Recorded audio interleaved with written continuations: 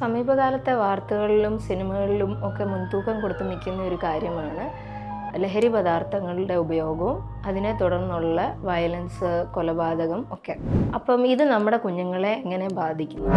നമസ്കാരം, ഞാൻ doctor Chitra Thomas, senior resident psychiatry department, Believers hospital, Thiruvalla.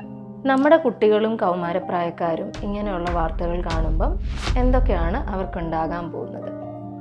ഒന്നുകിൽ അവർക്ക് അതിനെ ഒരു നിസ്സാരമായിട്ട് കാണാം, അതായത് അതിൻ്റെ സീരിയസ്നെസ് മനസ്സിലാക്കാണ്ടിരിക്കാം. രണ്ടാമത്തെ കാര്യം, അത് അനുകരിക്കാം, അല്ലെങ്കിൽ കോപ്പി ക്യാറ്റ് ഇവൻറ്റ്സ് സംഭവിക്കാം. വാർത്തകളും സിനിമയും മാത്രമല്ല, അതിനോടൊപ്പം തന്നെ കുഞ്ഞിൻ്റെ പ്രായം, പക്വത, ഡെവലപ്മെൻറ്റൽ ലെവൽ എന്നിവയും കുഞ്ഞ് ന്യൂസ് എങ്ങനെ കൈകാര്യം ചെയ്യുന്നു എന്ന് ഡിസൈഡ് ചെയ്യും. ഇതിൻ്റെ കൂടെ തന്നെ പേരൻസ്, അതേപോലെ സമൂഹം, ടീച്ചേഴ്സ്, സഹപാഠികൾ ഒക്കെ ഈ ന്യൂസിനെ എങ്ങനെ കാണുന്നു അല്ലെങ്കിൽ അതിനെപ്പറ്റി എങ്ങനെ സംസാരിക്കുന്നു എന്നതും കുഞ്ഞിൻ്റെ റിയാക്ഷനെ ബാധിക്കും. ഇനി എന്തൊക്കെയാണ് നമുക്ക് കാണാൻ പറ്റുന്ന നെഗറ്റീവ് എഫക്ട്സ് ന്യൂസ് കാണുന്നത്, അല്ലെ നെഗറ്റീവ് ന്യൂസ് കാണുന്നത് കൊണ്ടുള്ള നെഗറ്റീവ് എഫക്ട്സ്?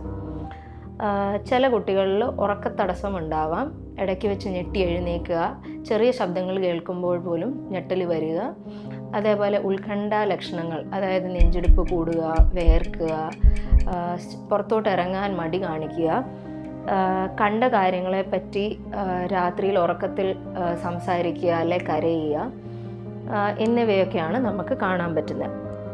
ചില കുട്ടികൾ രാത്രിയിൽ ഉറക്കത്തിൽ മൂത്രമൊഴിക്കുക, ബെഡിൽ, അതായത് ബെഡ് വെറ്റിംഗ്, ടോയ്ലറ്റ് ട്രെയിൻഡ് ആയ കുട്ടി ബെഡ് വെറ്റിംഗ് ചെയ്യുക, ഇതും ഒരു ലക്ഷണമാണ്. ഈ നെഗറ്റീവായിട്ടുള്ള ഇഫക്ട്സ് നമ്മളൊക്കെ എങ്ങനെ കുറയ്ക്കാം?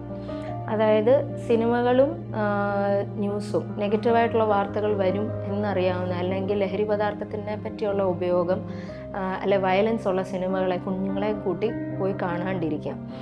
രണ്ടാമത്തെ കാര്യം, കുഞ്ഞുങ്ങളുടെ കൂടെ ന്യൂസ് ഇരുന്ന് കാണുക, അവർ മാത്രമായിട്ടിരുന്ന് കാണാൻ ഒരിക്കലും അനുവദിക്കരുത്. ന്യൂസ് കാണുവാണെങ്കിലും അതിൻ്റെ സമയം കുറയ്ക്കുക, അതായത് ഹെഡ്ലൈൻസ് മാത്രം കേൾക്കുക, ഡീറ്റെയിൽസ് വരുമ്പോഴത്തേന് നമ്മൾക്ക് വേണേൽ ചാനൽ മാറ്റാം. പിന്നെ അവർക്കുണ്ടാവുന്ന സംശയങ്ങൾ നമ്മൾ പരമാവധി നമ്മുടെ അറിവിൻ്റെ പരമാവധിയിൽ നിന്നിട്ട് ആൻസർ ചെയ്യുക. പല പേരൻസും പറയും, നീ ഇതിനെപ്പറ്റിയൊന്നും ചോദിക്കണ്ട, പിന്നെ പറയാം എന്നൊക്കെ. അത് കാരണവും കുഞ്ഞുങ്ങൾക്ക് ഉത്കണ്ഠ കൂടത്തേ ഉള്ളൂ. അപ്പോൾ അവരുടെ കൂടെ ഉണ്ട്, അവരുടെ ഒപ്പം ഉണ്ടെന്ന് അറിയിക്കാൻ വേണ്ടിയിട്ട് അവരുടെ ഡൗട്ട്സൊക്കെ ക്ലിയർ ചെയ്യാൻ നോക്കുക. ഇതൊക്കെ ചെയ്തിട്ടും കുഞ്ഞിന് ബുദ്ധിമുട്ട് നിൽക്കുന്നുണ്ടെങ്കിൽ മാനസികാരോഗ്യ പ്രവർത്തകരെ ഒന്ന് കാണണം.